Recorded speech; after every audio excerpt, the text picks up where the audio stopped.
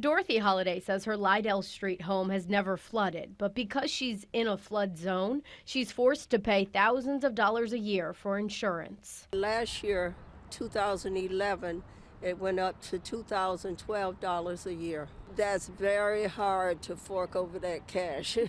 Soon, some of her neighbors in the west and south sides of Syracuse, home to many low-income properties, may have to do the same, placing a big financial burden on families who can least afford it.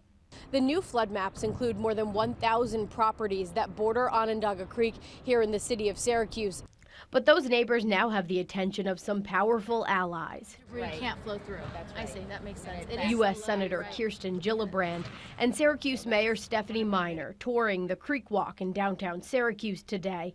The lawmakers talking solutions to reduce the risk of flooding, hoping FEMA would then drop some of those homes from the floodplain. One idea is to remove some old railroad bridges to allow water to flow easier, and long-term, the city could remove sediment from the bottom of the creek. If they do need insurance, that we can find an affordable way to get that for them.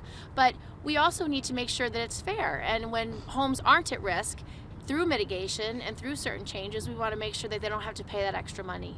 There are lots of solutions that can be implemented to mitigate, if not eliminate, the risk. And the senator has been very helpful in identifying that for us, working with us, and really being a conduit to FEMA to make sure that there is fairness and equity ultimately. Lawmakers say they are hopeful they can convince FEMA to make some changes, which hundreds of low-income families are counting on. Reporting in Syracuse tonight, I'm Caitlin Nucleau.